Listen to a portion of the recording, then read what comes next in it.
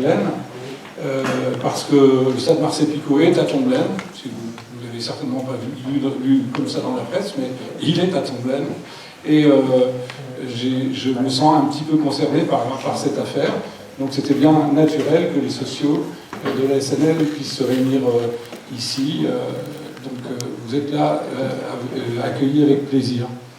Je retrouve également avec grand plaisir Claude Cuny, pour qui j'ai une affection particulière, parce que quand j'étais gamin, quand j'avais 9-10 ans, je jouais à la SNL, c'était comment il s'appelait, Blanc, qui était avant-centre. Robert Blanc, qui était avant-centre, qui nous faisait des entraînements. J'étais l'année juste au-dessus de Janol.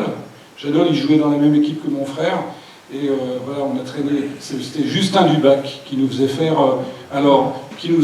une heure de travail avant chaque entraînement, à faire des amortis, des blocages. C'était extraordinaire, ce vieux monsieur qui était déjà très âgé et qui s'asseyait sur sa canne. Je suis sûr. Ah ben je vous ai pas salué, excusez-moi. Il y a beaucoup d'entre vous certainement qui se souviennent de Justin Dubac parce que c'était mythique. C'était un très vieux monsieur, son béret sur la tête, il était assis sur sa canne et nous, tous les mouflets, on était en arc de cercle, il nous envoyait le ballon, on faisait tous les blocages sous le pied, amortis sur le cou du pied, sur la cuisse, sur la poitrine, etc., les têtes, etc. Et tout y passait. Et puis je peux vous dire qu'on recommençait jusqu'à ce qu'on y arrive. Et c'était les fondamentaux du foot. Et tous ceux qui sont passés par l'école de Justin Dubac, ils s'en souviennent. Je me souviens aussi avoir eu, étant gamin, parce que ça vous frappe, mais c'est important, parce que ça veut dire qu'il y avait dans ce club, certainement ça continue, mais pas de la même façon, parce que c'est pas la même époque. Je ne vais pas parler d'un ancien combattant, mais il y avait une âme. Moi j'étais gamin, et un jour j'ai vu Antoine Redin, qui était le capitaine de l'équipe. Il avait neigé, on était sur le terrain annexe du stade Marseille-Picot. Il est venu nous faire entraînement, c'est lui qui est venu nous faire entraînement. Il s'est mis en short et torse nu. Moi, je me souviens, j'étais petit comme ça, j'avais jamais vu quelqu'un d'aussi poilu sur le torse nu pour nous montrer qu'il fallait qu'on se mette en short pour aller courir dans la neige. C'est des souvenirs extraordinaires. Et du coup, comme pour vous, la SNL, ça fait partie de ma vie. On grandit avec la SNL et on s'identifie à un club de football comme ça. C'est pour ça que j'aime ce club. Et aujourd'hui, je suis meurtri de la façon dont les choses se passent. Je suis le maire de la ville de Tomblaine. Alors les notables de Nancy ont leur place à côté du président, mais moi je ne fais pas partie des notables de Nancy. Alors je lis dans la presse le devenir du club, je lis dans la presse le devenir de ce stade. Alors le devenir du club, j'ai un avis personnel, je ne vais pas vous embêter avec ça, parce que c'est un avis personnel. Moi je pense quand même que tous ces gens qui habitent la région, qui sont amoureux de ce club, qui ont payé de leur poche, qui souvent ne sont pas très riches, qui ont payé de leur poche pour aller acheter leurs billets, pour aller au stade depuis des décennies, tous ces gens qui ne sont pas très riches et qui, en tant que contribuables, ont participé au financement et dans l'histoire de ce club en tant que contribuables, tous ces gens-là, ils ont quand même un petit peu leur mot à dire aussi. Il ne faut pas qu'ils soient mis devant le fait accompli. Un club de football comme ça, c'est une identification, c'est la figure de proue de la région. On donne toujours l'exemple d'Auxerre. S'il n'y avait pas eu le club de football à Auxerre, on ne connaîtrait pas, et Giroud, on ne connaîtrait pas le Chablis comme on connaît le Chablis. Et on connaîtrait moins Auxerre que ça n'est connu. Donc c'est vraiment important pour le rayonnement, pour le développement, même, et puis pour le moral, parce que même si au football les choses ne se passent pas forcément correctement, il y a toujours des valeurs éducatives à travers les valeurs du sport. On a des choses à faire valoir en direction des gamins. Et moi, dans mes responsabilités de maire, je vous dis à vous, club de supporters, j'attends de vous de vous et tous les autres supporters, qu'ils soient associés ou pas, que vous ayez un comportement dans le stade qui soit exemplaire. Je me souviens être allé au stade avec mon gamin tout petit et entendre des supporters qui, alors au moment où le gardien dégageait, le gardien de Metz peut-être, les supporters s'exclamaient enculé, voilà. Et mon gamin me dire papa, qu'est-ce que ça veut dire? Je suis désolé de le dire comme ça, de façon crue. J'ai répondu à mon gamin, ce sont des imbéciles, ne t'occupe pas de ça, ce sont des imbéciles. Mais c'est vrai que là j'étais père de famille, et là c'est le maire qui vous parle, parce que je suis en responsabilité de l'éducation de nos jeunes sur le territoire où je suis élu. Je pense que vraiment il faut qu'on travaille sans cesse à améliorer nos comportements dans les stades, parce qu'on est amoureux de ce club, parce qu'on sait ce qu'on a et on sait ce qu'on perdrait si un jour tout ça devait s'arrêter. Par contre, je suis vraiment pas content sur ce qui se passe en ce moment, sur le devenir du stade. Je vous ai dit que, parce que c'est un avis personnel, je vais pas commenter le devenir du club. Sur le devenir du club, j'ai le résultat de ce soir, si vous voulez. Comme je suis le maire, c'est moi qui prends un arrêté municipal pour décider à quelle minute le but va être marqué. Je peux vous dire qu'on va gagner 2-0, un but de Mandane et un but de Puyol ce soir, vous allez voir. Tu vas aller le voir. Voilà, écoutez, c'est moi le patron, c'est moi le patron. Donc, plus sérieusement, sur le stade. Le stade, ça nous concerne aussi tous. Et je suis très en colère quand je vois M. Pensacfini, maire de Saint-Max, qui donne son avis et qui dit ce qui va se passer. Parce qu'il est vice-président du Grand Nancy, je suis très en colère. Pourquoi? Qu'il fasse son numéro pour exister, c'est son problème, je m'en fiche complètement. Mais par contre, je suis très en colère. Pourquoi? Parce que nous sommes tous exclus, et moi, c'est pas moi Hervé Ferron, on n'a rien à faire d'Hervé Ferron, c'est moi en tant que maire. Les gens m'élisent, et donc ils comptent sur moi pour réagir. Il y a quelque temps, il n'y a pas longtemps, j'ai des supporters, peut-être certains qui sont là, qui n'habitent pas Tomblaine, qui m'ont écrit en disant, sur le stationnement, qu'est-ce que vous faites? Vous ne faites rien, etc.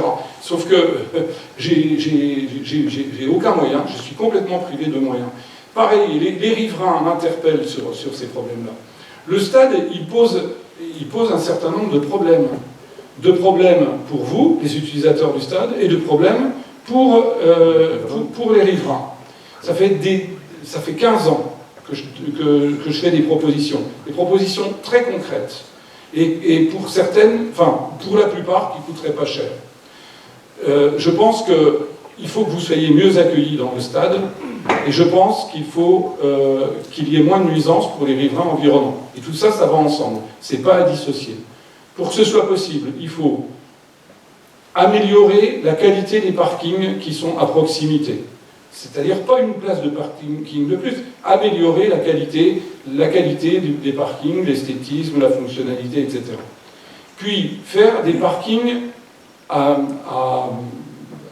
l'extérieur de l'enceinte du stade, mais pas très loin, à proximité immédiate.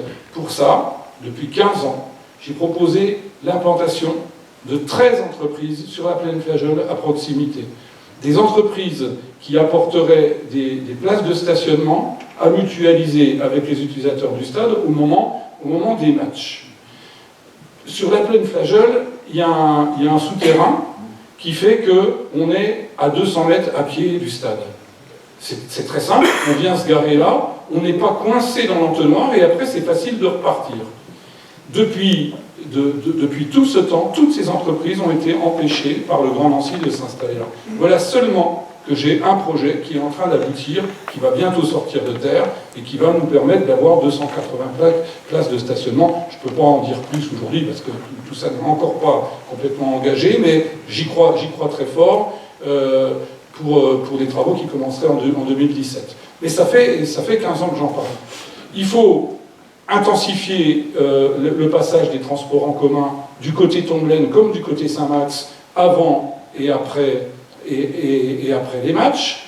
Intensifier, ça veut dire qu'il doit y avoir toutes les 3 minutes des bus qui passent pour que tous les gens qui viennent de Nancy laissent leur voiture chez eux et puis qu'ils prennent facilement le bus.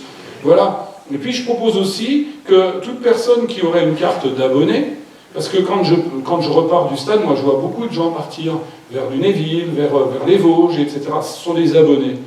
On pourrait très bien avoir des navettes qui se stationnent sur le parc des expositions, qui seraient gratuites pour les abonnés, qui viendraient, donc les abonnés laisseraient leur voiture au parc des expositions, les navettes viendraient au stade, et elles seraient prioritaires pour repartir, avant même les voitures, pour repartir à la fin. C'est un ensemble de propositions qui coûterait pas grand-chose, parce que par exemple les entreprises avec les places de stationnement, ça coûte rien aux collectivités. Donc simplement, la difficulté, c'est que j'arrive pas à me faire entendre par le président du Grand Nancy. C'est juste ça, ma difficulté. Et donc sur le stade, ma position, parce que je dois reconnaître que Jacques Pousselot m'avait informé du fait qu'il rencontrait les Chinois en même temps qu'il a informé André Rossino. On avait dîné ensemble et j'ai eu l'information en même temps. Après avoir bien réfléchi, je pense que ce stade, il est évalué par les domaines à un prix qui ressemble pas du tout à la réalité. Regardez ce que, avec vos impôts, nous avons mis dans ce stade depuis des décennies. Il coûte beaucoup plus cher que ça. Donc je pense qu'il n'est pas souhaitable de vendre à ce prix-là aux Chinois. Les Chinois dont on parle, c'est un consortium, on parle en milliards d'euros. Hein. Ils ont les moyens. Aujourd'hui, le stade, il est loué au club ASNL. Bien, il est loué à un tarif préférentiel. Forcément, parce qu'on essaie d'aider le club. Il n'y aurait aucune honte à continuer à louer aux Chinois, si les Chinois venaient à venir acquérir le club, mais à louer aux Chinois et à leur louer beaucoup plus cher, c'est-à-dire pas au-delà de la valeur d'une location normale, mais à la vraie valeur de la location. Ce serait complètement normal parce que, je le redis, c'est vos impôts, c'est votre argent. Et en plus, un locataire comme ça qui en aurait les moyens, je pense qu'il faut leur demander des engagements, c'est-à-dire il faut leur dire, vous vous engagez aussi à développer les extérieurs, les parkings, à tout ce dont je parlais, il faut qu'ils mettent la main au porte-monnaie, sinon il me semble que rien n'est envisageable. D'autant plus, et je termine par là, d'autant plus que si on venait à vendre ce stade à des Chinois ou des étrangers, nous n'aurions pas la certitude d'abord qu'ils respectent les règles d'urbanisme. Moi, s'ils veulent me construire un truc de 4 étages juste devant les gens qui habitent juste à côté, etc., je pense que je maîtriserai plus grand-chose. Mais il y a un problème, c'est le naming. Vous savez, tous ces propriétaires privés de stades qui font un partenariat avec une société privée. Donc le stade prend le nom d'une marque, et puis voilà, ça rapporte de l'argent pendant 1 an, pendant 3 ans, etc. Imaginez que ces Chinois, ils signent un contrat de naming avec Pampers ou avec Fleury-Michon. Vous voyez un petit peu, pour l'image de Tomblaine, pour l'image du Grand Nancy, pour l'image de la Lorraine, parce que je suis très content que la région étant passée de la Lorraine à la région Grand Est, je suis très content qu'ils gardent le nom d'AS Nancy-Lorraine. Je suis très content de ça. Parce que, on est chez nous. Mais imaginez que le stade Marcel Picot s'appelle le stade Pampers. Vous allez voir l'essentiel le stade Pampers. Enfin, alors j'exagère à peine parce que c'est un risque aussi. Donc sur le naming, sur des choses comme ça, il faut qu'on continue à avoir notre mot à dire. Voilà, j'ai été très long. Vous êtes entre bonnes mains, parce que je crois qu'il y a un grand spécialiste de l'histoire et même de l'actualité de la SNL qui va vous parler. Je vous souhaite une très bonne réunion. En même temps que je parlais, j'ai vu plein de copains. Salut Yannick, je n'ai pas dit bonjour à tout le monde. Voilà, et puis débrouillez-vous pour qu'on gagne ce soir.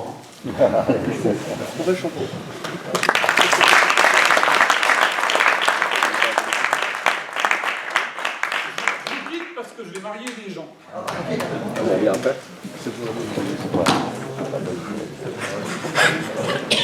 Avant d'ouvrir officiellement cette conférence, je tenais au nom de l'association à remercier M. Ferron, la mairie de Tomblaine et Mme Iad Adam qui nous a accueillis aujourd'hui.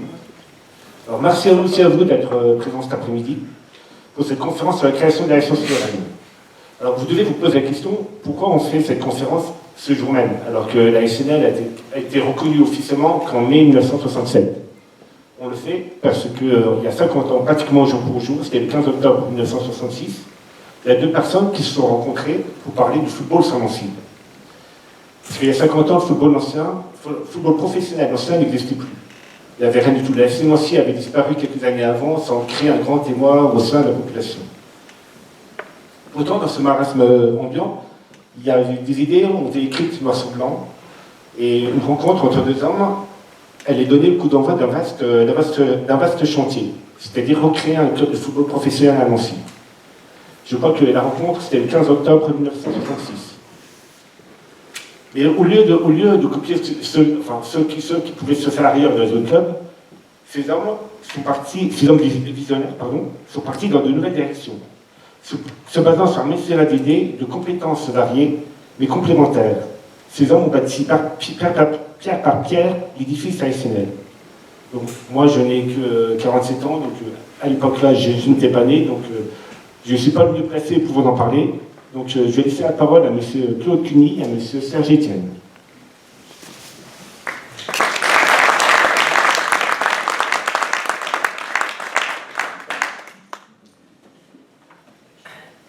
Moi, je vais faire un petit essai de voix. Est-ce qu'on m'entend comme ça? Oui. Très bien. Voilà.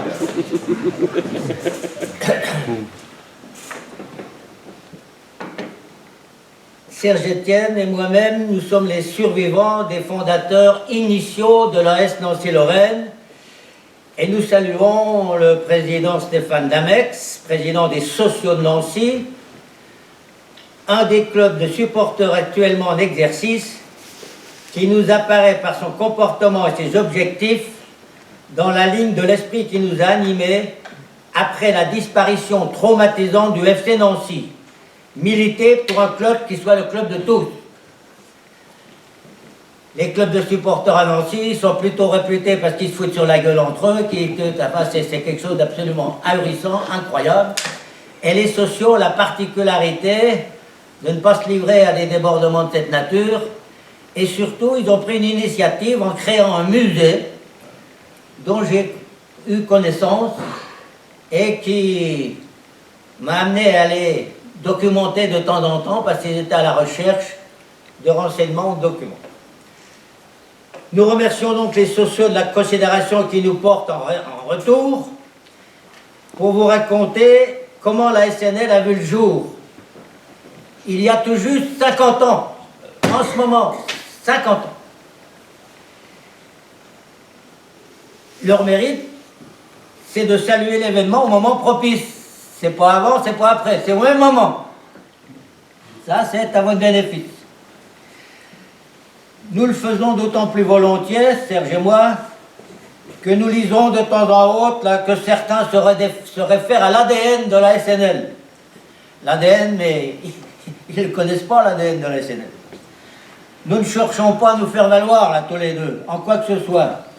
C'est un sincère plaisir pour nous, et même un devoir, de pouvoir transmettre aux jeunes générations de vive voix et sans intermédiaire, un message pour ceux d'entre eux qui voudraient servir le football plutôt que de s'en servir. En outre, en travaillant et en y mettant du cœur, bien des choses sont réalisables, ce que nous avons prouvé. Avant de vous faire connaître les tenants et aboutissants, on voudrait faire un peu plus connaissance, encore que on a l'impression d'être en famille, hein, mais quand même. Je voudrais demander, nous demandons, ceux qui n'étaient pas nés en 66 veuillent bien lever la main. Merci bien. Oh, il y a des tricheurs, il enlève 2 fois. Ceux qui n'étaient pas nés en octobre, on les a vus, il y en a près de la moitié. Ceux qui étaient en mesure d'adhérer à cette date, c'est-à-dire qui avaient 18 ans à peu près et plus à cette date.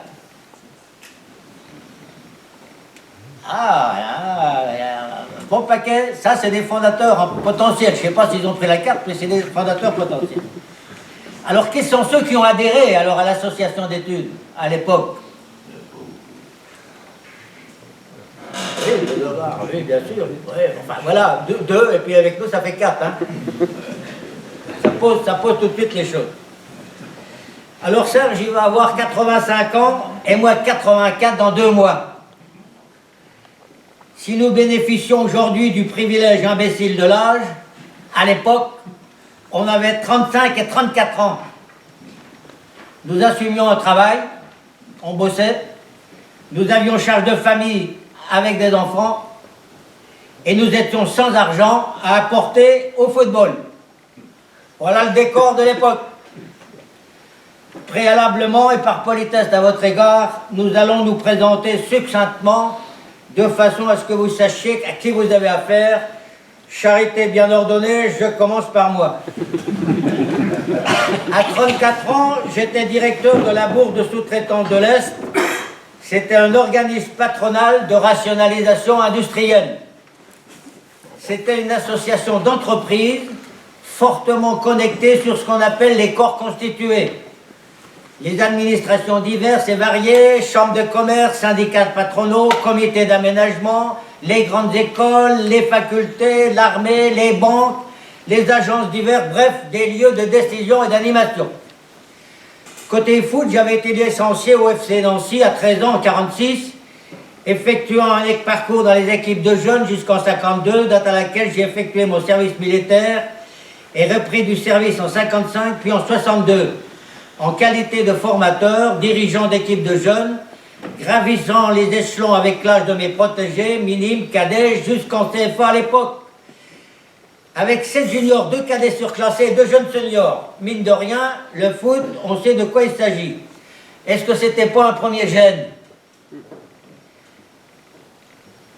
Serge, à 35 ans, dirigeait une agence de transport fluvial et intervenait à la bourse régionale d'affrètement fluviaux.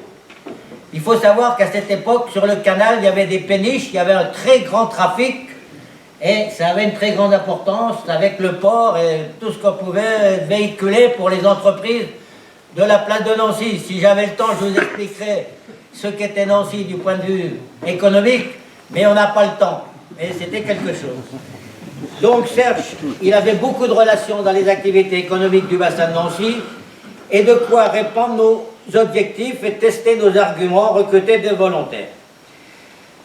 Bien que vieillissant à 35 ans, il restait un pratiquant acharné. Il avait accepté d'être entraîneur-joueur de l'équipe senior de l'association sportive Lorraine. Retenez bien ça. Association sportive Lorraine.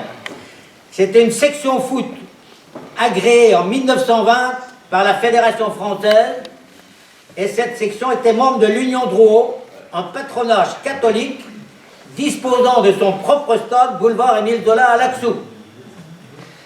Ce qui constitue, pardon, j'en bégaye, un autre gène formel, en réalité peu connu. L'ASL disputait le championnat de Lorraine de 2e série, c'est-à-dire l'avant-dernier échelon laïque. Et il disputait aussi la Coupe nationale des patronages. Son équipe première était en tête de championnat à l'époque, à l'avant-dernier rang. C'est ce qui devait nous servir grandement en fin de saison et au-delà. Non seulement il a gravi les échelons des compétitions jusqu'en division d'honneur, mais il a apporté à la SNL en 1969 son premier trophée, en l'occurrence la Coupe de France des patronages. Qui se souvient de ce premier titre? Est-ce que c'est pas un autre gène d'ADN? Alors, commençons par le commencement. C'était il y a 50 ans. Le Big Bang, c'est l'instant initial. Le Big Bang a eu lieu le dimanche 16 octobre 66. Ce dimanche-là, avec mes 2 gamins, des jumeaux âgés de 5 ans, je me suis rendu au stade du Pont d'Essai, comme on le dénommait à l'époque. Pourquoi du Pont d'Essai? Parce que c'était l'arrêt du tramway qui était intitulé comme ça. Mais il n'était pas Essai, c'est à Saint-Max. Mais enfin, c'était comme ça. Au Pont d'Essai, pour rencontrer mon vieil entraîneur, M. Dubac. Le maire en a parlé tout à l'heure. Une figure légendaire du foot lorrain, depuis l'immédiat après-guerre de 14-18, durant laquelle il pratiquait avec des Anglais pendant sa captivité dans les stalags allemands. Nos référents directs remontent à loin, parler de la guerre de 14, mais nous, on s'entraînait avec cet homme-là. Entraîneur au FC Nancy, il a formé avec succès plusieurs générations de jeunes lorrains. Le maire vous en a parlé. Donc Chrétien, Chevalier, Cléière, devenu pro. Michel Chevalier est là. Justin Dubac, il avait 69 ans quand j'étais le voir ce jour-là. Perclus d'arthrose. Il continuait de former les dimanches matins une ribambelle de gamins, donc comme il le faisait 20 ans plus tôt avec moi. Il vous a expliqué comment il faisait. Je n'avais pas prévu de... Mais ça, c'est important. Il y avait une séance d'éducation physique qui durait 1 heure. Et là, il n'y avait pas de feignant. Hein. Celui qui ne faisait pas ce qu'il fallait, dégageait. Mais s'il dégageait, la punition, c'est qu'il ne jouait pas le match après. Donc, éducation physique. Après la technique, tous en rond, les contrôles orientés dans tous les sens, blocage de balles, remis, tout ça. Et il répétait. Et ça se terminait par un petit match dans lequel il jouait et il arbitrait. Alors il valait mieux être dans son équipe, parce que comme il arbitrait, il trichait pas. Il trichait pas, mais un gamin qui n'appliquait pas la règle qu'il fallait avec le ballon, il sifflait. Coup franc contre lui. Alors, quand il arrivait que son équipe ne gagne pas, l'entraînement, normalement, il se terminait à 11h30, minuit. Alors, mais s'il ne gagnait pas, des fois, ça se prolongeait jusqu'au midi, hein, parce qu'il voulait égaliser. Enfin, je ne voulais pas rentrer dans le détail, mais c'est le maire qui m'a appelé. Alors, je signalais Michel Chevalier, qui a été pro, mais j'ai aussi un de mes anciens de mon équipe, d'une équipe minime, la Puce, qui est là, et qui est devenu dirigeant, entraîneur, etc. Et à la Nancy-Lorraine, il était président de l'association des parents qu'on avait créée. Mais là, on ne parle pas de la Nancy-Lorraine, on parle du début. Alors, avant de le rejoindre, tenant mes 2 gosses par la main, je suis passé devant le terrain officiel, désertique, avec 4 grands poteaux flambant neufs, supportant un éclairage prévu pour les matchs en nocturne. Les nocturnes, peu de temps avant, avaient été instituées, et la ville avait financé des poteaux. Et je me suis revu là, ramasseur de balles, j'étais ramasse-boules, côtoyant des pros renommés. J'ai ramassé des ballons à des vedettes formidables. Admirant de près Marcel Poblol, c'était mon idole, marqueur de but, de la tête. J'entendais les encouragements, allez Nancy, les huées du public, les annonces du haut-parleur, oh là, Carola, l'eau de top Carola, j'étais plein de nostalgie profonde. Je me suis alors posé la question de savoir comment mes enfants, les autres de leur âge, pourraient connaître et vivre ce que j'avais eu le bonheur de pratiquer. Au fin fond de moi-même, je me révoltais contre l'apathie de la ville et de ses environs, et j'ai conclu péremptoirement: Nancy, c'est une ville de cons. Et toi, et j'ai ajouté, et toi aussi, t'es un con, tu fais rien. L'insulte a fait boum, et c'était le Big Bang, l'instant initial. C'est parti de là. Je suis allé illico saluer Justin Dubac, et sitôt les listes étaient changées, je lui ai annoncé: Justin, je vais remonter le club pro à Nancy. Chiche, il m'a répondu. On fait un discours. Chif. On s'est tapé dans la main, comme les maquignons, c'est les marchés de bestiaux, là. Et je suis rentré chez moi et j'ai commencé à écrire quelques brouillons sur cahiers d'écolier. Je possède les originaux de mes équilibrations qui restent de nos jours complètement d'actualité.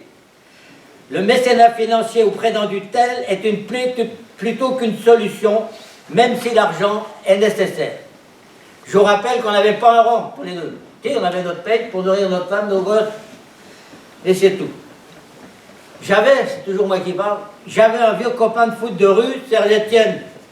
C'est mon ami, mais en réalité c'est un ennemi de 70 ans, parce qu'à l'époque, les équipes de rue qui disputaient des championnats entre eux, j'aimerais te dire, ça vardait. Et lui, il était dans une équipe de bourgeois, moi j'étais dans une équipe de prolos. Lui aussi licencié au FC Nancy, il a été titulaire. Alors lui, moi je n'ai pas été titulaire parce que j'avais des problèmes d'entraînement, je ne pouvais pas y aller, enfin c'est pas raconter ma vie, mais lui, il était assidu et il était bon footballeur. Il a donc été titulaire jusqu'au championnat de France amateur et il a été recruté par le Sas d'Épinal. Il faut savoir ce que c'était le Sas d'Épinal de l'époque. D'ailleurs, à un moment donné, ils sont même devenus professionnels. On se revoyait de temps en autre en ville comme ça, et ça nous permettait de rappeler notre bon vieux ton, quoi, déjà. Hein. C'est bon, on avait 34 ans, mais on avait déjà un vieux ton. Bon. La réplique se déclencha le dimanche suivant, le 23 octobre. 8 jours après, je me suis rendu au stade de Laxou pour rencontrer l'ASL qui disputait une rencontre de championnat. Et nous avons parmi nous l'ami Ledoga, qui était dirigeant de l'ASL. Hein, et jouait, en plus il jouait, mais son frère était dirigeant, il jouait, voilà. Et il disputait, alors donc il avait joué ce jour-là, un match de championnat, et à la fin du match, sous la pluie battante, j'entrepris Serge sortant de la douche, et lui fis part de mes idées. La discussion dura un bon moment, alors que son épouse et ses 2 enfants, une fille et un gamin, l'attendaient, grelottant, sous un parapluie qui ne parapète pas trop la pluie. J'avais des arguments beaux, mais rien de tangible, mais ça suffit. Serge m'a approuvé, m'a donné son adhésion, et du coup on était 2. Le 16, avec le père du bac, j'étais tout seul. Le dimanche d'après, on était 2. Alors je suis rentré chez moi et je me suis mis à table, non pas pour manger, mais de nouveau pour ressortir mes trucs, parce qu'on avait avancé des trucs.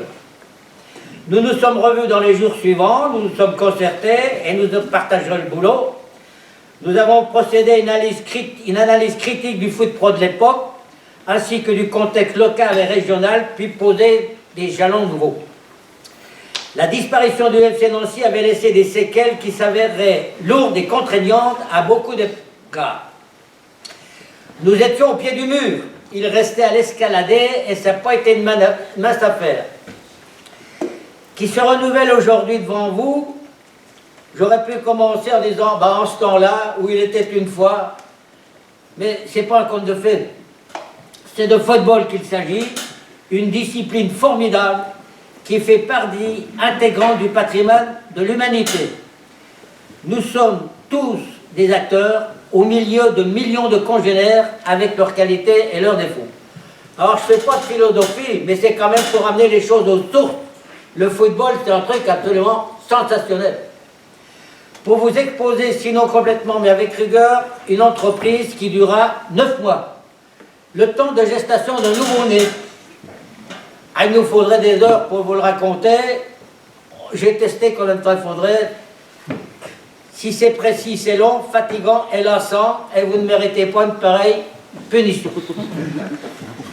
Nous avons reconstitué la suite chronologique des actions spécifiques que nous avons menées à bien. Il y en a une quarantaine, réalisées avec de nombreux pionniers. 40 actions spécifiques, une dizaine de pionniers chacun, ça fait 400 personnes que nous ne pouvons pas tous citer. Mais c'est à eux que nous voulons rendre hommage. Mais néanmoins, il existe une chronologie fondamentale que nous vous livrons à l'état brut. C'est 5 points. Le premier, qu'on le veuille ou non, et on ne roule pas la caisse avec ça, mais c'est comme ça. Le premier, c'est le duo Cuny-Étienne. C'est parti de là. Le deuxième, fondamental, ça a été l'Est républicain. Avec son chef des sports, Paul Pello, le responsable, le chef du foot, Michel Laurent, et un responsable de la régionale, Joe Dieudonné. L'Est nous a écoutés. Il faut dire qu'on avait un argumentaire un peu musclé, je vais vous en parler après, et sous bien sûr des réserves normales, a accepté de nous donner le coup de main. Le troisième, c'est le maire de Nancy, le docteur Pierre Weber. Et je peux vous dire que ce n'était pas facile. Il avait été plus qu'échaudé par le FC Nancy. Si vous posez des questions tout à l'heure, on pourra vous répondre, mais ça avait été très très embêtant. Il leur avait prêté de l'argent, ils ont encaissé l'argent, ils se sont remboursés, ils ont vendu les joueurs qu'il y avait et ils se sont tirés. Et lui, le maire, les 40 millions qu'il avait prêtés, ben, il les a jamais vus. Et nous, on se pointe derrière. Alors lui, il n'était pas du tout football, hein. C'était un Lyonnais d'origine, il était docteur, député maire, il était plutôt proche du théâtre de Nancy, vous voyez, on en reparlera, la ville de Nancy, on en reparlera. Donc il nous a cru, il s'est engagé et il a tenu ses engagements. Ensuite, le point 4, c'est le contrat publicitaire avec la compagnie française de raffinage Total, dont le directeur régional s'appelait Gilbert Pironnet. La compagnie Total avait créé une direction régionale sur 14 départements, dont le siège était à Nancy. Et bien sûr, il ne connaissait rien, c'est un Parisien, il ne connaissait rien de Nancy et tout. Mais il avait vu dans l'Est un peu tout ce qui s'était produit. Et il s'était intéressé à nos concepts, notamment le concept du trépied, dont je vous reparlerai tout à l'heure. Et il s'était rapproché de nous en consultant un conseiller municipal, puis un deuxième qui m'ont alerté, on l'a rencontré. Au départ, il était prêt, d'après lui, à mettre 40 millions de centimes dans l'affaire. Oui, 40 millions de centimes, c'était 400 000 francs, bon bref. C'était une somme là, alors là, ça nous boostait. Mais, chemin faisant, ça venait pas vite, les 40 millions, puis il n'y a jamais eu 40 millions. Néanmoins, il nous a octroyé 15 millions de centimes, 150 000 francs, sous la forme d'un contrat de publicité de 3 millions de centimes par an sur 5 ans, qui payait cash. Alors, les contreparties n'étaient pas terribles, donc c'était quand même quelque chose d'assez sûr pour nous. Et puis le cinquième, c'est le GCA. Le GCA, c'est le groupement des clubs autorisés. Je vous expliquerai tout à l'heure comment on a pu faire, partant du zéro intégral sans rien et que rien, à être admis en deuxième division professionnelle. Ça n'a pas été de la tarte. On avait déposé un dossier et le GCA, le groupement des clubs autorisés, avait dit non à Nancy, 8 à Lorient. Je vous signale qu'à la fin de la première année, Lorient, les dirigeants qui avaient été pris comme proxénètes étaient en prison. C'était le football de l'époque. Et le groupement des clubs autorisés, c'était quoi? C'était une entité qui dépendait de la Fédération française de football, laquelle Fédération française, avec une concession, en quelque sorte, un protocole, leur avait confié l'organisation du football professionnel qui a été créé en 1932. Et GCA, c'est club, groupement des clubs autorisés. Sous-entendu, autorisés à payer les joueurs. C'était en fait simplement une régularisation parce que beaucoup de clubs payaient les joueurs, mais les payaient au noir, à toute table, etc. C'était des amateurs marrons, mais bon, c'est comme ça. Et le groupement des clubs autorisés, c'était des associations, c'était des clubs normaux, qui avaient à l'intérieur d'eux-mêmes créé une section professionnelle avec un comité de gestion professionnelle qui gérait le sport professionnel. Voilà le point de départ. Alors, vous pouvez poser la question, il nous raconte bien tout ça, mais alors qu'est-ce que c'est qu'il a bricolé avec son copain Étienne? Qu'est-ce que c'est de tout ça? Bon, bref. Quelles étaient ces idées-là? Alors, ces idées-là, on les a mis noir sur blanc. Et je suis comme je suis, mais assez précautionneux. je peux toujours apporter la preuve écrite de ce que j'avance. Toujours. Si je dis un tel, c'est un malotru, je vous apporte la preuve que c'est un malotru. Si c'est un mec bien, je vous apporte aussi. Et donc, on a écrit nos affaires à l'époque, et elles ont disparu parce qu'on avait fait des archives, évidemment. Les archives, on les avait laissées à la maison mère. Et le fameux trio Brzezinski, Platini, Parentin, quand ils ont été intronisés à la tête de la tête, ils ont foutu en l'air toutes les archives. Il y avait un pressbook, on avait tout relié, il fallait voir comment c'était fait. Et il y avait bien sûr les propres plans que nous avions faits. Mais moi j'avais gardé les brouillons, mes brouillons. Les brouillons sont là. Et donc je vais vous les passer en vue rapidement. Je ne voudrais pas abuser de votre temps, mais voilà. Le maire, dans son improvisation, a raconté le vrai sens du professionnalisme. Il a bien expliqué le rôle que ça jouait pour les jeunes, pour tout ça, il avait bien expliqué. Et bien entendu, ça faisait partie de notre argumentation. Quand je vous ai dit que le football pro, il a été créé en 1932, le FC Nancy, lui, il est venu en 1935, mais en même temps qu'on normalisait le football professionnel en France, c'était 60 ans après les Anglais, c'est-à-dire qu'on n'était pas en avant. Mais la même année, la Fédération française d'athlétisme rayait des cadres Jules Ladoumègue, qui était un champion formidable, qui détenait 6 records du monde, un gamin formidable, un gosse qui était au boulot à 12 ans, et qui a été accusé de professionnalisme, et il a été radié de la fédération. Alors dans le même temps, vous voyez comment c'est dans le public, dans les trucs, dans les villes, et ça concernait Nancy également.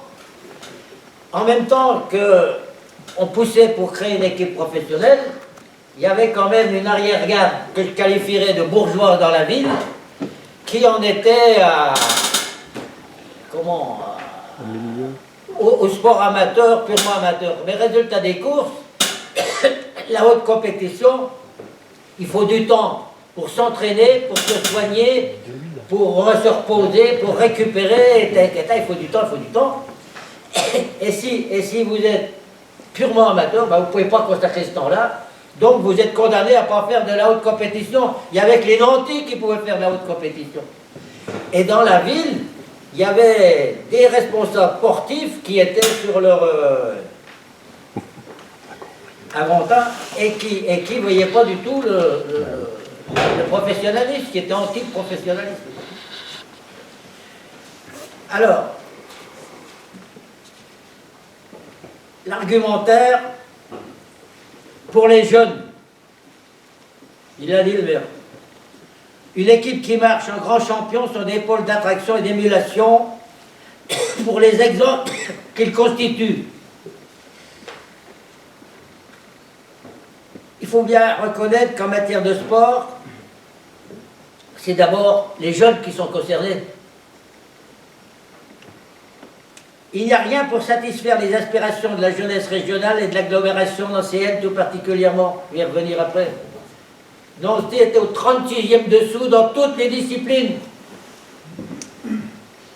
Basket, rugby, handball, tout, les disciplines d'équipe, tout, il n'y avait rien. À la télévision, les samedis soirs, que dalle, au pluriel que d'eau. Jamais Nancy était cité. Pour les spectateurs, eh ben, on prétendait que les spectateurs qui ne sont pas forcément pris parmi les couches les plus favorisées ont autant le droit à leur distraction favorite que les amateurs de théâtre. Parce qu'à l'époque, il fallait voir dans les budgets de la ville de Nancy ce que coûtait le théâtre, les corps de ballet et tout le machin. Et puis pour le sport, que dalle ou pluriel que d'eau. Hein. Pour la ville, pour votre région, une ville dont on ne parle pas, c'est pas une ville dans laquelle on a envie de faire ses affaires, qu'on n'a pas envie de faire son service militaire. À l'époque, le service militaire, c'était important. Bref, c'était une possibilité de rayonner. Et pour l'économie, c'était direct et indirect, avec l'utilisation du football comme support publicitaire. Voilà notre argumentaire de base, mais on continue. Il y avait le problème des équipements. Il n'y avait rien. Le FC Nancy avait rien. Il y avait le stade de Tomblaine, avec le stade principal, qui était omnisport, avec une piste en tartan, pas en tartan, une piste en cendré, qu'ils ont mis du tartan dessus après. Ça a été un handicap pour nous en plus. Donc les gens étaient loin du terrain. Il y avait 1400 places assises, et protégées, mais protégées à peu près. Il y avait un pesage avec 3000 places debout sur une couverture en tôle. Mais pour y accéder, il fallait passer dans la gadoue et tout le bazar. Les femmes ne pouvaient pas aller au match, hein. C'était pas possible. C'était tellement... Le FC Nancy avait battu un record d'affluence dans un match contre Lille. Ça devait être en 48-47 par là. Lille qui était en tête du championnat de France, et ils avaient mis 18 000 et quelques spectateurs au stade. Il y avait des arbres, hein. Les gens étaient dans les arbres. Ils étaient debout sur la toiture des pesages. Il y en avait partout. Il y en a plein qu'on n'a pas vu non plus, mais enfin, c'était... Voilà ce qu'il y avait. Nous avons donc énoncé quelques lois directrices. La première, c'était pour éviter toute polémique stérile, paralysante et source d'atermoiement, les situations, les expériences et les conceptions du passé ne seront jamais prises en référence de quelque endroit qu'elles proviennent. On voulait faire référence à rien du tout, comme ça, parce qu'il y avait toutes les histoires du FC Nancy derrière et compte tenu du fonctionnement difficile du football pro, il est nécessaire de bâtir un club sur des bases nouvelles et adaptées à la situation du moment et à notre époque moderne qui est en évolution constante. L'intérêt général découlant d'une telle initiative dépasse le cadre restreint de la ville. Des concours plus larges devront être recherchés. Districts, départements, universités, ministère jeunesse et sport et autres. Cette initiative d'intérêt général écoutez celle-là. Cette initiative d'intérêt général ne saurait recevoir le concours financier et majoritaire d'une seule personne physique ou d'un groupe représentant des intérêts privés, ceci afin de lui conserver son caractère non lucratif. Le football, on ne voulait pas donner ses affaires. En corollaire, pour que cette initiative garde toute son autonomie, son indépendance et son efficacité, il est logique qu'elle reçoive des collectivités toute l'aide que nécessitera le plan d'action qu'elle aura soumis, nous, et pour lequel nous aurons reçu approbation. On prenait pas les... C'est un peu comme avant les élections, ils font tous des plans, des livres, mais nous on a fait un peu comme ça, mais on avait dit, si vous l'adoptez, après vous êtes obligé, il faut y aller le faire. L'ère du mécénat financier est révolue. Dans ce cas, il est assez normal que celui qui paye commande. En conséquence, l'ère s'ouvre sur un mécénat d'idées, de compétences, de bonne volonté, renforcé par un financement collectif dès lors qu'il s'agit, pour la plus grande part, d'intérêt général. C'est là qu'on retrouve un peu l'idée des socios, là. mais ils sont encore, ils ont encore du chemin à faire, mais l'idée est là, c'est pour ça qu'on est là, qu'on est venu là, parce que c'était ça. Dans les pays de l'Est, c'est l'État qui se substitue au mécénat. Aux États-Unis, c'est les universités, c'est à l'époque, pour soigner leur propre publicité. Principe de fonctionnement. Avant de lancer un appel aux hommes qui souscriraient à ces 4 théorèmes, il est nécessaire de développer plus avant un plan succinct qui ne saurait être définitif et imposé à qui que ce soit, mais qui, ayant le mérite d'exister, précise cette conception tout à fait nouvelle. On ne partait pas comme là, on donnait des éléments... voilà. Dénomination du club. Pour bien matérialiser le caractère nouveau de l'initiative et sa portée, on avait pensé à une appellation du genre Nancy-Lorraine Football Club. C'était comme ça. Et ce serait de nature à mobiliser des appuis plus larges et plus profonds. Autre principe directeur. Il y en a un qui va faire plaisir à mon copain André Hiche, qui est devant moi là. Le premier principe qu'on a énoncé, c'est gérer le club comme une firme industrielle. Si au niveau consultatif, il est indispensable de constituer un large comité, au niveau exécutif, il est indispensable que le club soit géré comme une firme industrielle. Nous proposons un organigramme, qui est là, je vais vous le montrer, qui explicite cette conception, chaque fonction étant sous la responsabilité de spécialistes compétents, ce qui exclut la gestion périmée de dirigeants polyvalents forcément limités. Les mecs qui arrivent dans n'importe quel quoi, c'est de la pharmacie, ils s'occupent de la pharmacie, c'est les ordures ménagères, ils s'occupent des ordures ménagères, c'est le football, ils sont bons pour tout. Non. Voilà ce qu'on dit. Alors, deuxième point, promotion sociale. L'exemple du sport professionnel actuel, surtout en football, témoigne de la nécessité de trouver aux hommes, d'apporter aux hommes jeunes qui le pratiquent, une occupation qui élimine les longues heures d'oisiveté passées bien souvent dans les bars et les jeux de cartes. C'était quand même comme ça à l'époque. Nous proposons un véritable plan de promotion sociale pour que ces jeunes gens, par le travail en dehors du sport, acquièrent une formation morale, culturelle, professionnelle qui leur permette de s'élever socialement. Alors, je suis à peu près dans les temps, je peux te donner une demi-heure parce que le maire, il nous en a... D'abord, le président, il a mis en route son affaire avec une demi-heure de retard. Le maire, il en a pris pour une demi-heure. Prolongation. Dans mon exposé, j'ai un paragraphe que je n'ai pas lu. C'est mon brouillon. Donc, je peux vous le ressortir quand même. D'ores et déjà, nous prétendons que si l'élite, entre guillemets, actuelle du football professionnel si pauvre, c'est pour une large part à cause du niveau anormalement bas des pratiquants et la stérilisation de valeurs footballistiques dans des clubs de moindre importance par des joueurs qui s'attachent plus, ce qui est à leur honneur, à leur situation d'homme que de sportifs et qui sont effrayés à l'avance ou déçus de faire partie d'une équipe pro compte tenu de ce qu'ils en connaissent. Je m'explique. Les clubs amateurs qui étaient restés amateurs payaient leurs joueurs. Il y avait des grands clubs amateurs qui continuaient de payer leurs joueurs comme des pros et des fois mieux que des pros. Et les bons joueurs qu'ils avaient chez eux, ils ne voulaient pas venir en pro parce qu'en pro, ils avaient leur chèque, mais ils n'avaient rien à tirer à côté, ils n'avaient pas d'occupation, ils n'avaient rien.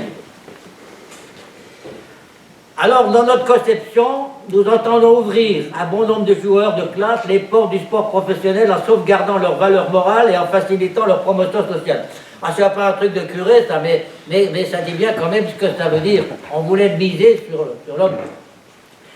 Que l'on ne nous fasse pas dire que nous prétendons que tout est actuellement pourri et que nous formerons uniquement des équipes d'intellectuels. Ce qui existe, existe, et nous voulons faire autrement. Bien des jeunes par ce canal pourront, selon nous, poursuivre des études poussées, ingénieurs, dessinateurs, docteurs, etc., grâce au sport rémunéré. Bien entendu, les joueurs les moins concernés par ces études élevées auront la possibilité de pratiquer ou de se perfectionner dans des métiers relativement plus simples. Mais ce qu'on voulait, c'est encadrer les gars, de ne pas les laisser à l'abri sur le coup. Ce sport le foot professionnel, est un des rares domaines pour lesquels il n'y a pas de véritable école. Il n'y avait pas d'école. Les pros, ils avaient piqué des joueurs à droite à gauche, mais on ne formait personne. Il y avait bien l'Institut national des sports, et ça c'était avec des objectifs très larges, et bon bref, ça ne concernait pas. Et pourtant, il existe des écoles des beaux-arts, des conservatoires de musique, de comédie, de danse, etc. Et pourquoi pas un conservatoire de football? Pour assurer le recrutement de l'équipe, nous pourrions créer une véritable école avec internat. Et c'est là, pour l'essentiel, que nous demanderons l'aide de l'État. Ce qui a lieu, l'attaque d'apprentissage et tout, après, c'est venu, mais personne ne parlait de ça. Il y aurait à Nancy une véritable école de football, comme il y a une école de brasserie. L'idée est lancée, elle est à creuser. Nul doute que les bases que nous avons énoncées, les concours, soient acquis. Il y a en France 500 000 licenciés, plus de 500 000 licenciés en football à l'époque, et 22 000 en Lorraine. Voilà. Ensuite, il y avait utilisation du sport dans les structures sociales et économiques. Je ne vais pas vous embêter avec ça. Il y avait d'autres perspectives. Je ne vais pas non plus vous embêter avec ça. C'est tous les prolongements, les clubs parrainés, les écoles de football extérieur, l'assistance aux clubs amateurs, il y avait plein de trucs. Conclusion. Nous avons un argumentaire solide, énoncé des théorèmes de base inattaquables, c'est ce que nous disions, quant à leur mobile, défini des principes de direction logique et rationnelle. Tout ceci peut être amélioré, complété dans la forme, mais sur le fond, nous ne serions dérangés à nos conceptions. Conscients que ces hypothèses de départ ne constituent pas la panacée universelle, nous prendrons garde toutefois de ne pas les amender de telle sorte qu'elles soient diluées et retombent rapidement dans le travers du système actuel. Ça veut dire qu'il fallait, on annonçait qu'on se battrait, on fait comme ça, et puis on ne fera pas autrement. Voilà. Voilà. Alors la mise en œuvre, alors c'est pas le tout de faire du bruit avec la bouche, il fallait rentrer dans la moulure. Alors, nous avons proposé de procéder en 2 étapes. La première, faire des études préalables. Allez, mettre tout ça bien au point. Et la deuxième, ça a été la création définitive et statutaire du club.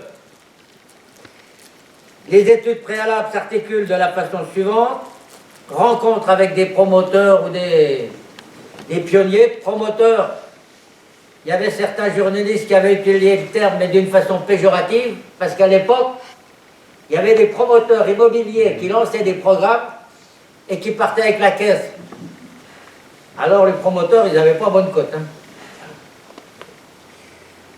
Entrevue avec, alors un ça, 2 entrevues avec monsieur le député maire pour solliciter son approbation et son concours, ce qui constitue l'essentiel de l'opération, car sans le concours de la municipalité, toute initiative de ce genre, sur la forme ainsi présentée, est exclue.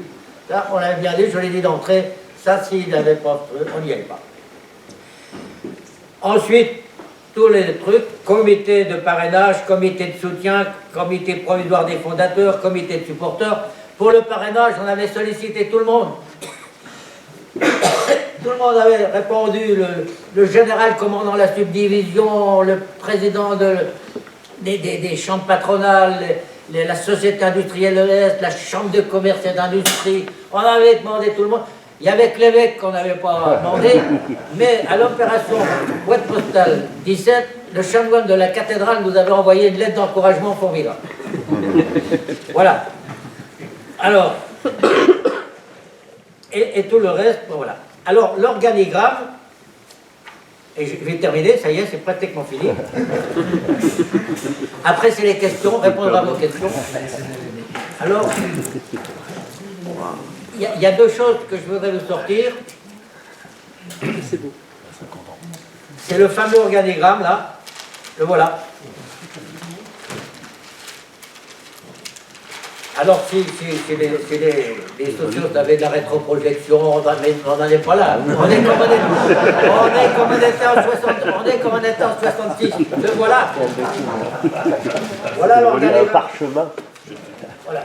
Alors, tout ça là, alors, grosso modo, c'est loin, c'est quand même. Alors, rappel des principes directeurs. Gérer le club comme une firme industrielle. Faire de la promotion sociale par le sport. Contribuer à l'édification d'un nouveau système de sport professionnel dans les structures économiques et sociales. Processus de création, avec tout en bas, 67-68, engagement en deuxième division, 68-69, deuxième division, 69-70, deuxième division, montée en première division. On n'existait pas, on a fixé des objectifs qu'on a tenus, non pas sur 3, mais sur 6 ans. Et alors les branches, une direction administrative, les services généraux, et dans un club de foot pro, les services généraux, c'est énorme. Un directeur commercial, le club n'existait pas, il y avait un directeur commercial, un directeur de la promotion sociale et un directeur sportif. Alors, des directions, on a mis en place des responsables professionnels, le comité avec un président, un vice-président et un secrétaire général qui est un permanent appointé. Voilà le fameux. Alors ça a été fait ça en décembre 66. Et quand on est parti, alors je vous ai dit, ça a duré 9 mois. À la fin du 9e mois, nous faisions le baptême du feu de l'AS Nancy-Lorraine au stade de Tomblaine contre l'équipe de l'armée française devant près de 7000 spectateurs. Et le premier papier qui a été fait dans France Football, juste avant le début de la compétition, il a été fait par Philippe Tourneau, qui est actuel chargé de presse de l'équipe de France. Il est toujours resté dans le truc, il a quitté l'équipe, il est toujours. C'est Philippe Tourneau, et il sortait de l'école de journalisme de Lille, et c'était son premier papier. Alors, il a fait un papier, le grand réveil du football nancéen, en expliquant, bon, les 18 pionniers joueurs, là, ils sont là, et puis sur la même page, là, ici, ça, c'est les idées techniques, c'était la page de la direction technique nationale. Et le directeur national, technique national, il s'appelait Georges Boulogne, instructeur national de football. Il préconisait, il faut agrandir les buts pour revaloriser le football offensif. C'est ce qu'il avait inventé. Alors quand on dit que Georges Boulogne a été l'inventeur de la formation à la française, je réclame rien, mais je rigole. Ça va, Moustapha. Voilà, mesdames, messieurs, et merci de votre attention. Très succinctement, l'exposé de la façon dont nous avons commencé la création. Derrière, il y a 40 chapitres. On est à votre disposition et Serge pourra prendre la parole si vous l'interrogez. Est-ce que vous avez des questions à nous poser? Ben, bravo déjà.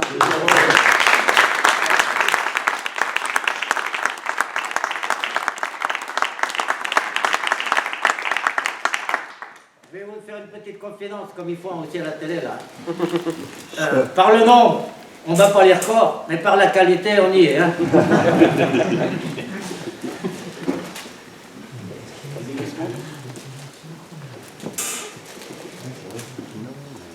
Ah ben il y a une question qu'on m'a posée, que j'ai bien... voilà, j'ai entendu là. L'aspect purement financier. Faut parler d'argent quand même.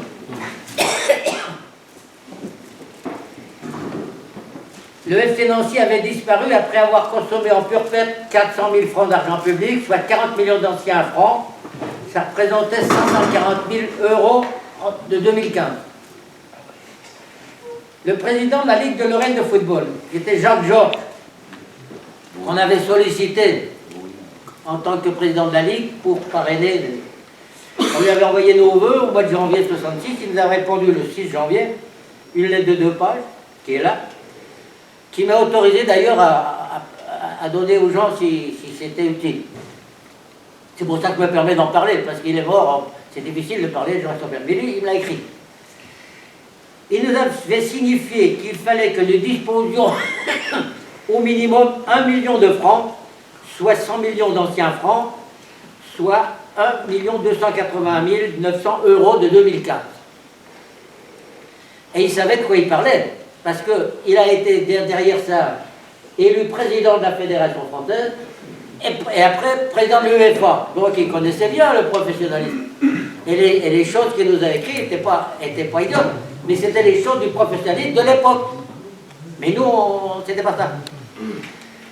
Alors nous avons réuni collectivité publique, la mairie, 150 000 francs, je vous ai dit. Collectivité privée, le contrat total, 150 000. Et la population ASNL, avec des tas d'entreprises, il y a plein d'entreprises qui nous ont aidés, chacune avec des participations d'une façon ou d'une autre, 220 000. Au total, on avait recueilli 520 000 francs. Le recrutement a coûté 360 000 francs. Le disponible du fonds de roulement était de 160 000 francs pour démarrer. Ce qui était le nécessaire au démarrage du premier exercice, qui s'est soldé légèrement bénéficiaire.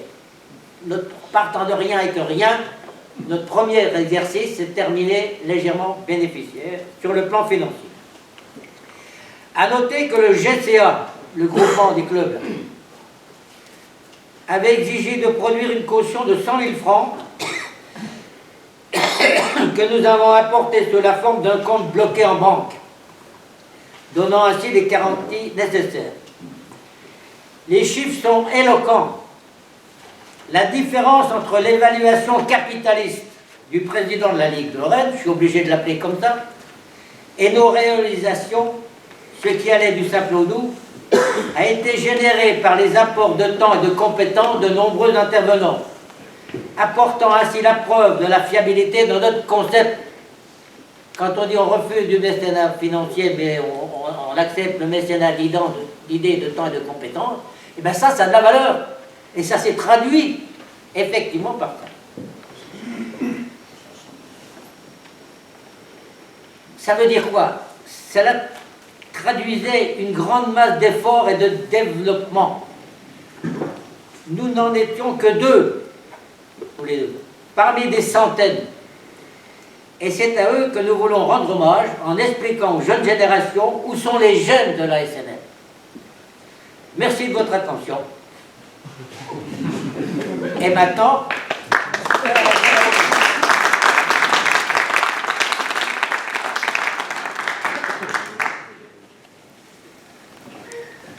oui.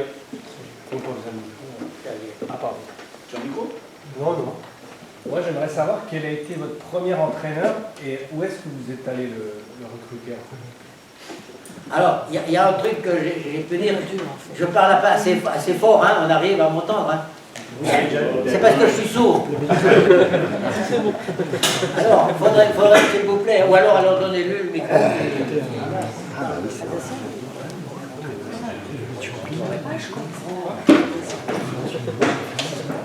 Oui, je voulais savoir, visiblement vous l'avez dit mais je n'ai pas entendu, quel était le premier entraîneur de votre première équipe et où est-ce que vous êtes allé le recruter? Alors,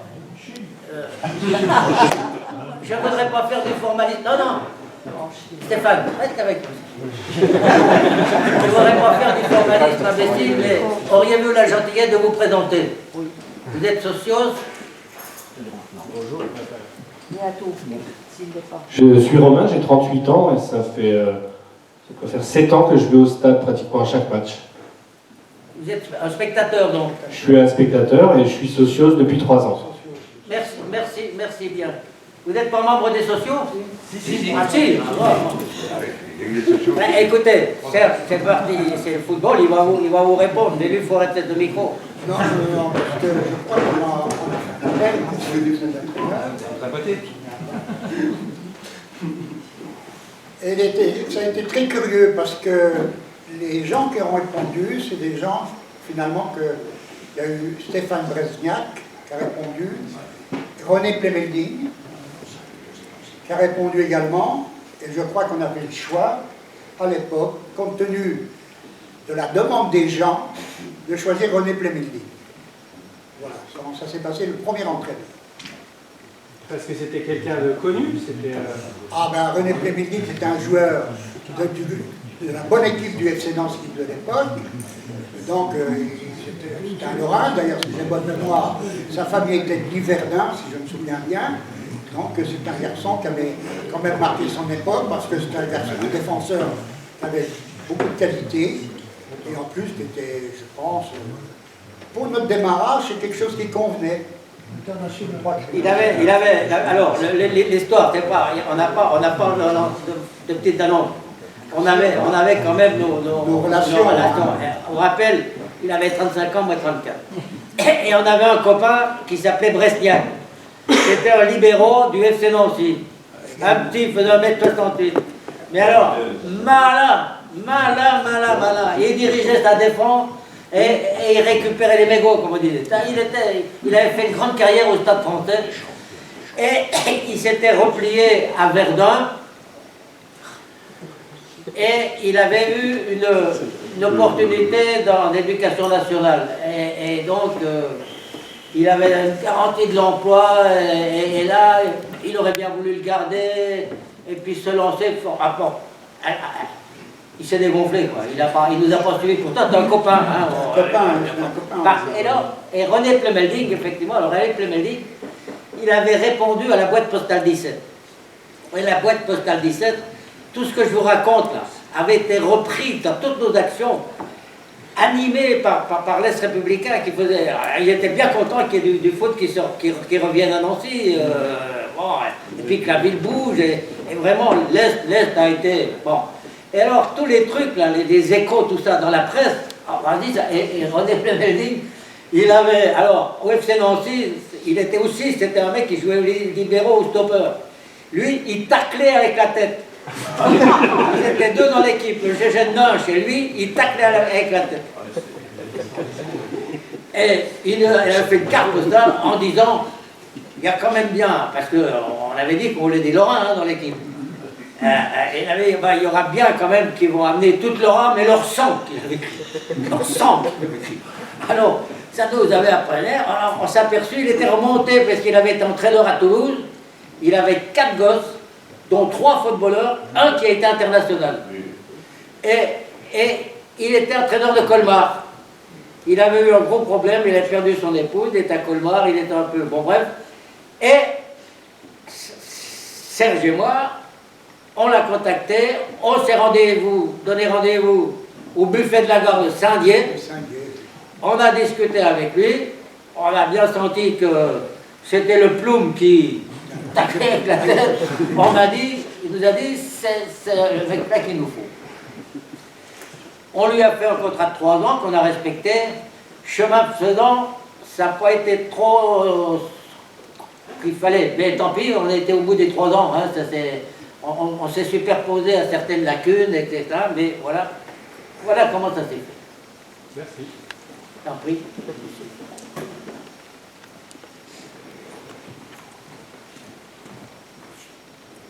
Bonjour messieurs, je suis Alexandre Georges, donc membre adhérent des Socios, supporter depuis 1982, année à laquelle j'ai commencé à aller au stade.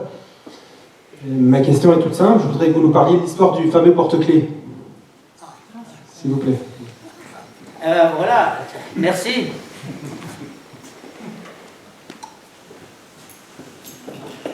Je vous ai dit qu'on était parti 100 €. On n'a pas gagné à la loterie nationale en cours de route, hein, ni même au loto, il n'y avait même pas le loto. Hein. Il n'y avait même pas les concours de pronostic non plus à l'époque. Et puis, je pourrais vous parler de quoi vivaient les clubs professionnels. C'est quelque chose qu'il faudra aborder. Mais on n'avait pas de tout. Et il y a eu un événement qui s'est produit. C'était le 50e anniversaire de la Coupe de France de football, qui avait été créée en 1917. Et la Fédération française avait lancé l'idée, parce que de vendre des porte-clés. Alors la porte-clés était la mode, il y avait des porte-clés partout, tous les forts, c'était la mode. Il avait eu l'idée de lancer un porte-clés, il avait demandé aux clubs, tous les clubs français, de vendre ce porte-clés-là. Et nous, dans nos dirigeants, dans nos pionniers, on avait un copain, Lucien Courtin, qui était entraîneur de Maldéville, il était ingénieur en embranchement ferroviaire. Voilà. Et qu'on connaissait l'IDEF d'Inadan. Tous les gens dont je vous parlais là au départ, les premiers comités, les gens ne se connaissaient pas. Hein. Nous deux, on se connaissait pas, mais les autres, on connaissait personne. Hein. Bon, bref. On les a cooptés autour de l'idée. Alors Lucien Courtin, voisin, il habitait au Nid, les petits pavillons au Nid à Maldéville, il avait un voisin qui était dirigeant de la Ligue de Lorraine, qui s'appelait M. Hop, et qui lui a parlé de la vente des porte-clés. Et alors, la fédération avait dit, le porte-clés, il était pris, imposé 5 francs le porte-clés. Mais pour faire gagner des sous au club, parce que les petits clubs amateurs, les petits ruisseaux font les grandes rivières, hein, chercher des sous, il leur avait dit, chaque club qui vendra un porte-clés à 5 francs, il aura 2 francs de remise pour lui. Alors notre copain, il a été à la Ligue, et puis il est revenu avec des porte-clés, et puis tout le monde s'y est mis, et lui et tout, le Serge avec sa femme, ses gosses, moi de notre façon, les autres, lui aussi. On a vendu des porte-clés en ville, dans la rue Saint-Jean. Place Saint-Jean, toutes les rues ont vendu des porte-clés. Et on en a vendu 5000. 5000 à 2, ça fait combien? 10 000 francs, c'était notre premier million. Et à chaque fois, sur l'argent qu'on recevait, le maire nous avait promis. Ah mais ça, oui, ça c'est après. Ça c'était le premier million.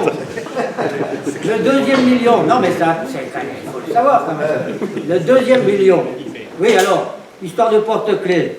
Votre président, il s'en a inquiété, il m'a fait un brouillon, je l'ai redoyé, votre président, je vous le dis, moi, parce que... il est méritant de m'avoir supporté. Mais il a écrit, vous l'avez, il a écrit l'histoire pas trop mal... Mais, en même temps, le 15 janvier, je vous ai dit, la lettre du président de la Ligue, elle est arrivée le 5 janvier. Le 15 janvier, la Ligue de Lorraine avait été chargée de l'organisation d'un match de Coupe de France entre Lille, avant-dernier de première division, et Besançon, dernier de deuxième division. À Nancy, le stade de Tomblaine, le 15 janvier. 3 jours avant le match, il y avait 10 cm de neige sur le terrain. On en avait fait un match test pour prouver à la Ligue nationale, qui n'était pas, ça s'appelait pas la Ligue nationale, pour prouver au GP qu'il y avait des gens pour le foot. On en avait fait un match test. Grâce à l'Est, on a fait appel aux bonnes volontés. Les gens sont venus le samedi dégager le terrain avec des petites brouettes et des lessiveuses pour ne pas abîmer la piste, en mettant la neige sur la piste. On a pu faire le match. Et on avait notre groupe déjà de pionniers. On avait des copains, même âge que nous, même un peu plus jeunes, qui avaient monté une petite agence de publicité, qui ont bossé pour nous à l'œil, et qui nous ont mis au point un programme qui était une innovation comme on n'en avait jamais vu.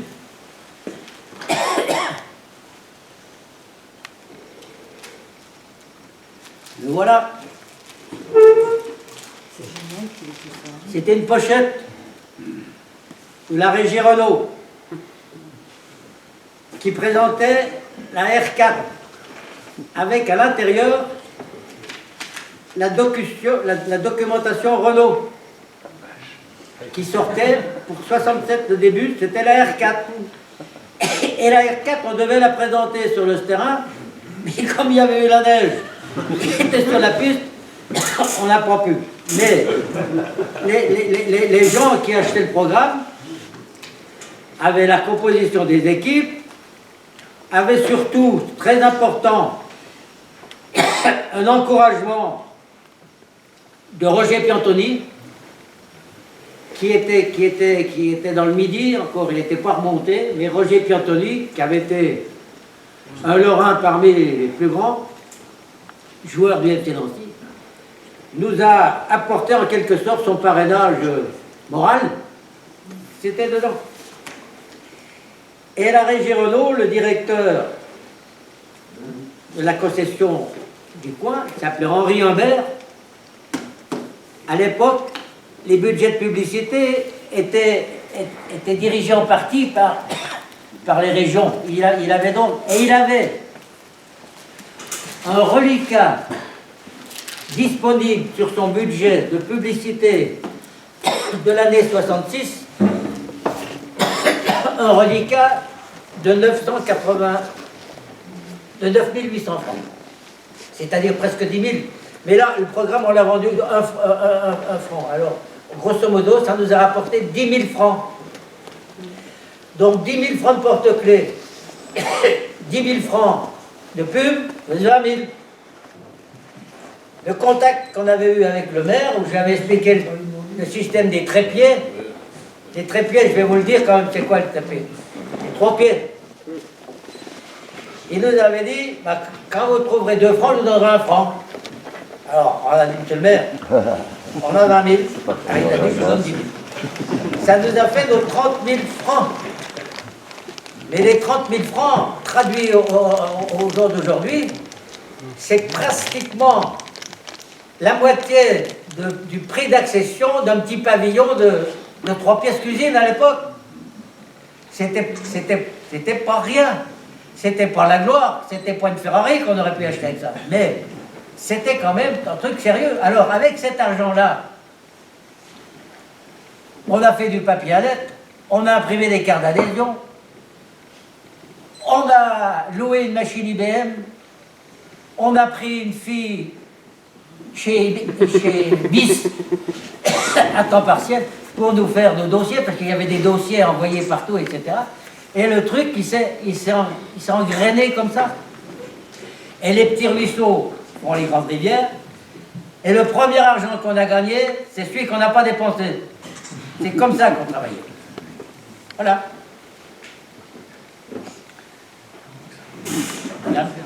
Je parle assez fort, Stéphane. Merci. Nicole Romantaire, adhérente aux sociaux, ancienne joueuse de la SNL. C'est vieux. Je voudrais savoir quand est-ce que vous avez édité le premier Chardon Rouge. Ah, le numéro 1. Qui était payant, je précise. Hein. Pardon? Qui était payant. Oui, ah ben oui. Attends. Alors, puisqu'on parle de ça, d'abord, je vous remercie. Je suis ravi de voir une ancienne membre de notre équipe féminine, parce que dès le départ, dans ses objectifs, la SNL avait prévu une école d'arbitrage et soutenir le football féminin. Et pourquoi on était plusieurs. Cher, je ne sais pas s'il était trop d'accord avec le football féminin. Vraiment, je vais vous dire que je suis revenu de ça, parce qu'aujourd'hui, lorsqu'on voit les équipes féminines jouer, elles ont du talent. Hein. Elle donne des leçons de football. Enfin, moi, je vais vous dire pourquoi. C'est une pour les grandes rivières. Voilà. Alors, je vais vous dire pourquoi, parce que la formation, elle commence très tôt. À 6-7 ans, c'est comme ça qu'il faut commencer. Nous, on a vu quand même... le maire a parlé de Sylvain Janol. Sylvain Janol, il a commencé en pupille. Et à 17 ans, il était professionnel. C'était un pur produit de l'AS Nancy-Lorraine. Philippe Janol. Philippe Janol. Qu'est-ce que j'ai dit? Sylvain. Sylvain, alors non. Philippe Janol, bien vu. On a eu un Sylvain Ah, Philippe Janol, petit détail. On était à l'école Charlemagne, son père était commissaire d'à côté de moi, on était ensemble, à l'école Charlemagne. Très bon à la dame. Ah bah oui. Oui, alors, oui, non, mais avant le Chardon, pardon. Je vais vous dire pourquoi. Parce que, quand vous avez des petites 6 ans, 7 ans, 8 ans à l'entraînement, les bonhommes, ils sont pas bons. Le gosse, il prend un jeton, il pleure. Ah, tu pleures pas, t'es pas un homme. Non. il faut les prendre un peu différemment. Et quoi de mieux que d'avoir une femme qui a déjà joué au foot pour pouvoir encadrer des petits qui démarrent. C'était vraiment l'arrière-pensée là, de bien vulgariser le football dans cet esprit-là. Alors, le Chardon, nous, notre souci, c'était de vendre le football et de vendre le support que constituait le football. Et il fallait aussi un moyen de communication. On avait des choses à dire. Si nous étions très bien épaulés, aidés par l'Est républicain, une fois qu'on était en route, l'Est, il faisait son boulot, hein, les matchs, ils gagnaient ou perdus, ils faisaient leur boulot. Avec le Chardon, on pouvait avoir une tribune, et puis on pouvait faire rentrer encore un peu de sous. Alors, c'était comme ça. Le centre de formation en Forêt, on l'a fait fonctionner là. Ils ont mis du carrelage dans les trucs, mais ils n'ont rien fait, c'était toujours les 10 hectares que nous, on a fait, avec les bulldozers, avec tout ça, ramenant la terre, en faisant tout, et on autofinançait le fonctionnement avec le club Ous qu'on avait, le café-restaurant qu'on avait dedans, avec 2 tennis qu'on louait aux supporters. Avec tout ça, ça payait le fioul pour le chauffage. Il y a même eu des réveillons en forêt de haie. Moi j'étais à un réveillon en forêt de haie. Il y a eu des réveillons en forêt de haie. Ah oui. Ah oui, alors ça c'était...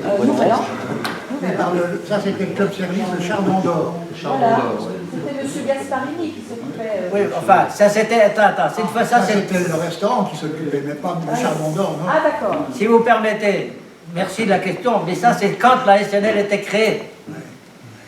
Mais avant, par exemple, il faut savoir de quoi pouvaient vivre les clubs pro. Qu'est-ce qui s'est passé avec le mécénat financier? Ah voilà les questions. Enfin, je m'excuse, hein, je ne vais pas me poser les questions. Les clubs pro à l'époque, ils n'avaient que les recettes au guichet. Et la billetterie était fournie par la Ligue nationale, enfin par le groupement. Estampillé, il y avait des contrôleurs sur place. Et la recette, elle était partagée par le club qui recevait, pour le club visiteur, et il y avait un prélèvement pour le groupement, pour une caisse de péréquation, et pour le fonctionnement du groupement. On était libre que de nos recettes sur les matchs amicaux. Et ça, on a monté, Serge, il a établi des contacts avec des agents, on a fait mais ça c'est après, quand ça fonctionnait. Mais au départ, c'était comme ça. Il y avait, qu'est-ce qu'ils vendaient? Les buvettes, c'était pas forcément le club qui pouvait avoir les buvettes. Au début de la SNL, les buvettes, comme c'était un stade omnisport, étaient concédées par la ville de Nancy. Il était pas après. On a réussi à récupérer la licence, ça a été un tas de trucs, mais il y avait que ça, il y avait le programme pour moi. Et puis alors quand il fallait faire la paye à la fin du mois, eh ben, il y avait un noyau de dirigeants, plus ou moins aisés, mais enfin, souvent des commerçants, eh ben, qui se cotisaient, et puis qui apportaient les sous pour faire la paye à la fin du mois. À une époque, à Nancy, il y a eu mieux, il y a eu Raymond Poinchard, qui était un gros industriel de Haute-Marne, qui était allié, qui avait une femme qui était d'une famille industrielle de Nancy, qui est venu habiter Nancy, qui avait l'ambition d'être maire et puis sénateur, ce qu'il a fait, mais qui n'était pas connu du tout, et pour se faire connaître, eh ben, il a accepté de présider le FC Nancy. Et quand il a été président du FC Nancy, et qu'il n'y avait pas trop de sous pour finir la paye, ben c'est lui qui a amené les sous.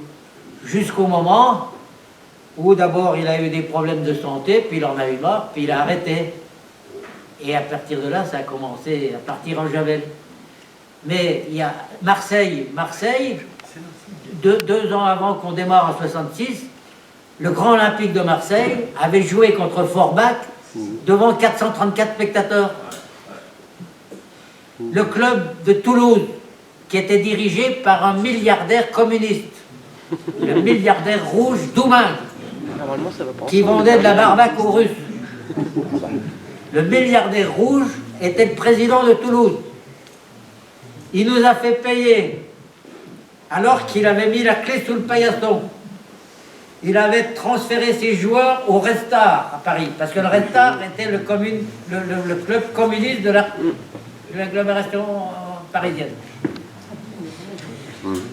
Doumaï nous a encore pris 1 million de l'époque, sans que ça n'y paraisse, c'était quand même une somme, je vous l'ai expliqué, hein. C'était l'équivalent de la vente des porte-clés, mais tu vois, la vente des porte-clés, elle n'a pas été inutile. Par exemple, elle a permis de payer le transfert de Tatane, Antoine Redin, qui était marié à une Lorraine, qui était un cas pour nous absolument sensationnel, extraordinaire. Mais ça, c'est du temps de l'association d'études, il a fallu. Eh bien, il nous a piqué, alors qu'il est milliardaire et tout le bazar, et qu'il ne faisait plus face à ses obligations, puisqu'il abandonnait à Toulouse. Mais alors, les dérogations de la Ligue, etc., ils ont fusionné Toulouse avec le Red Star, et voilà. Je vais vous féliciter parce que si vous n'aviez pas eu cette bonne idée il y a 50 ans, on ne serait pas là cet après-midi, déjà. Yannick Tramontin, je ne suis pas du tout au socio, mais ma fille en fait partie, et je suis là en tant qu'invité, et je suis bien content d'être là. J'étais au tout premier match de l'AS Nancy-Lorraine, à une encablure de cet espace Jean Jaurès, je crois, mais je me souviens plus de l'affiche, c'est pas grave, mais je sais qu'on jouait juste après une défaite à Béziers qui était de 4-0, si ma mémoire est belle. Voilà.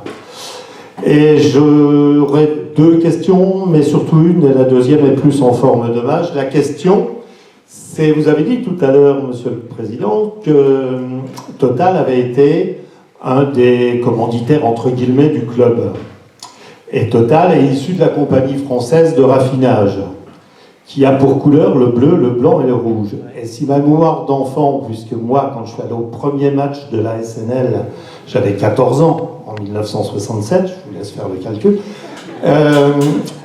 les joueurs de la SNL avaient un maillot blanc, un parement rouge, un short bleu et des bas rouges. Je ne dis pas d'ânerie. Déjà, le maillot blanc avait 2 parements rouges sur les manches, à l'origine du club. Alors je pense, mais vous allez répondre à cette question-là, je pense que le fait que la tenue du club était rouge, bleu et blanc sur le torse avait un lien avec la compagnie française de raffinage Total, qui aujourd'hui arbore encore les mêmes couleurs bleu, blanc, rouge sur ses effigies de station-service. Donc vous me répondrez, mais je pense qu'il y a du juste dans ma réflexion, mais c'est une réflexion de gamin qui a 14 ans. Et puis le deuxième point, il est en lien avec Stéphane, c'est votre prénom je crois, qui est le président des sociaux. Et aujourd'hui je voudrais rendre hommage à une personne qui s'appelait Monsieur Lemoine, qui était boucher, tripier, charcutier, qui avait sa case au marché, qui, si ma mémoire est toujours bonne, a été le premier président du club des supporters de l'AS Nancy-Lorraine. Et moi, tout minot que j'étais, j'ai eu la chance d'aller avec Monsieur Lemoine, et on était nombreux à Dijon. Vous vous en souvenez peut-être, Monsieur le Président et Monsieur Etienne.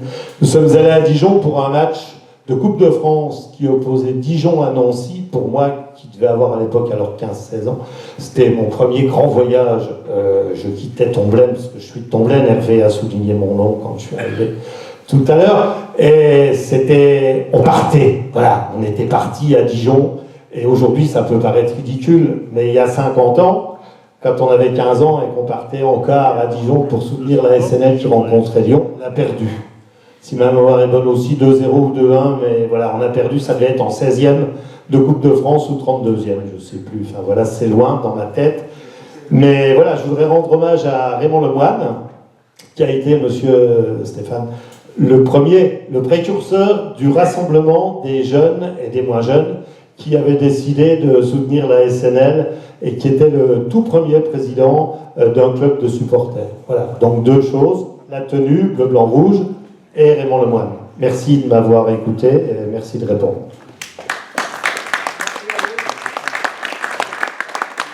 Alors,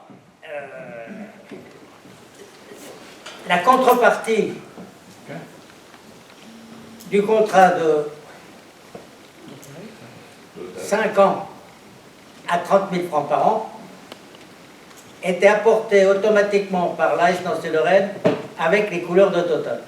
Et donc c'est donc délibérément que nous avons défini cette tenue-là, qui après a évolué, sauf le maillot. Le maillot, je suis un peu gêné, mais tant pis, hein. C'est moi qui l'ai dessiné, le maillot. Et je l'ai dessiné et j'ai fait déposer le modèle à l'INPI, c'est l'Institut national de la propriété industrielle, pour que personne ne puisse faire les mêmes maillots. Alors là, il y a une anecdote, c'est que la protection, elle dure 20 ans, et au bout de 20 ans, il y a Adidas qui a sorti toute une série de maillots repris par des tas d'équipes avec 2 membres qui n'étaient pas tout à fait celles de Nancy-Lorraine. À tel point que, à une certaine époque, je voyageais beaucoup. Quand je regardais la télévision, je croyais que c'était la SNL qui jouait, parce qu'ils avaient des maillots avec les 2 membres. Alors la particularité des 2 membres, il y avait 2 membres de largeur différente. Ils n'étaient pas rigoureusement les mêmes tous les 2. C'était exprès pour lui conférer, comment dirais-je, une exclusivité, quoi, en quelque sorte. Il y avait aussi sur le maillot le chardon, sur le cœur, accessoirement la devise, qui s'y frotte typique. Quant aux supporters, merci d'avoir posé la question et fait référence à l'intervention de Raymond Lemoine. C'était le 17 février à la salle Mienville à Nancy, j'en ai déjà parlé, il y avait 300 spectateurs.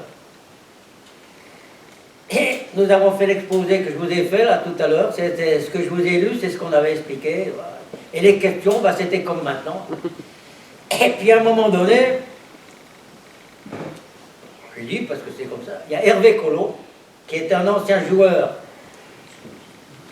amateur du FC Nancy. Pourquoi amateur? Parce qu'il était à l'Éducation nationale et son statut l'intéressait d'être professionnel. Donc il était amateur marron, mais enfin il était joueur de l'équipe du FC Nancy et en dernier il était titulaire de l'équipe.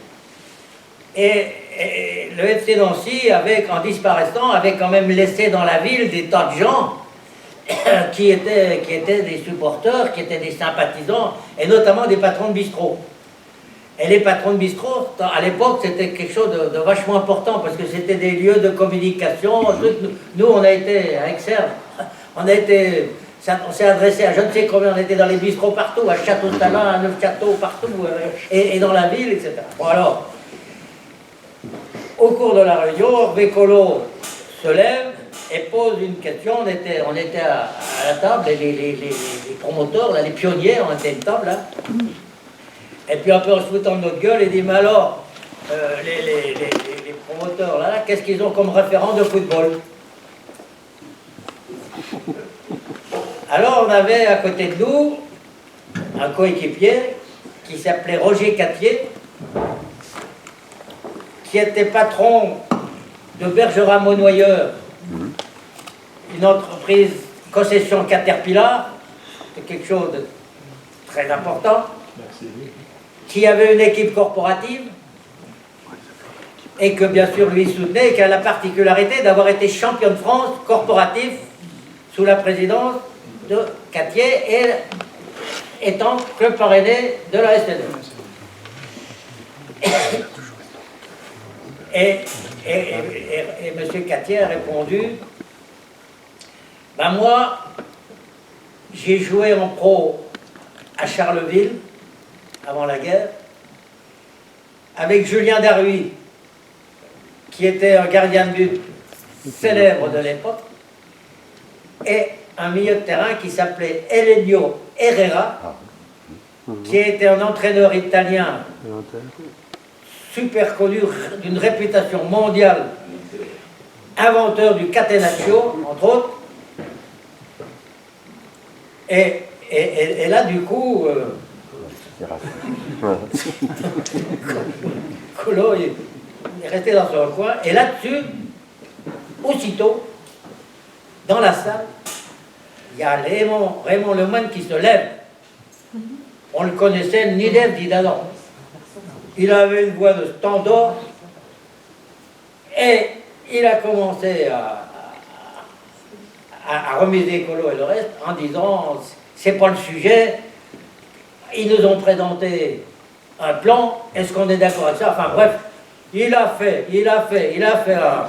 un tabac, la salle s'est pas dressée, mais c'était tout comme il a été applaudi du tonnerre. Et là, il y a une petite différence, c'est qu'il n'était pas président fondateur des supporters. Le président fondateur des supporters s'appelait Marcel Metzler, qui était pour moi un copain d'adolescence, qui était artisan plombier zingueur aux Trois Maisons avec 6 ouvriers, et qui a été le premier président de la première section de supporters aux Trois Maisons, et qui a essaimé à Villers, un peu à droite à gauche, etc. Et puis Raymond Lemoine, lui, avait pris la section du marché. Et il avait réuni, effectivement, un bon groupe au marché. Il se trouve, pour des raisons professionnelles, Marcel Metzler n'a pas pu continuer parce que ça prenait un grand volume de temps. Et c'est Raymond Lemoine qui est devenu président du CCS. Qu'est-ce que c'est? Comité central des supporters. Parce que nous voulions qu'il y ait des sections de supporters par les quartiers, dans les usines, dans les villages des alentours, un peu partout.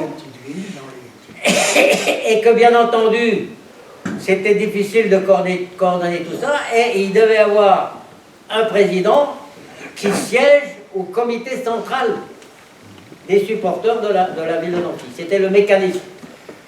Le comité central s'est dilué. Déjà, le soutien de Raymond Lemoine a baissé aussi, chemin faisant, au bout de 10 ans, 12 ans, c'est long, hein.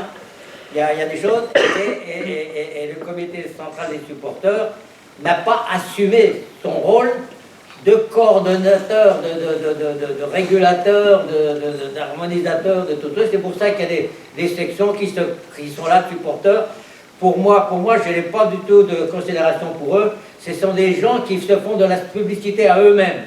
Leur banderole, les trucs, c'est pour faire de la publicité à eux-mêmes. C'est pas pour soutenir l'équipe, c'est pas pour...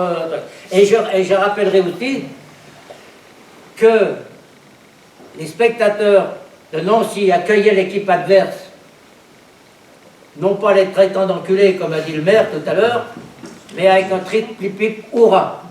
Et pendant 5 ans, Nancy a été déclaré meilleur public de France.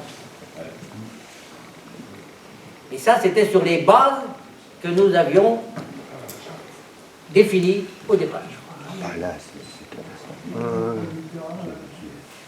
c'est atterrant. Eh bien, bravo de votre patience, merci de votre attention. Président, il vous appartient de conclure. On va conclure avec un petit pot d'honneur que je vous invite. Voilà, tout fait dans cette salle. On va voir. Ah bah tu as terminé en buvant un coup, c'est sympa. Hein. Toujours.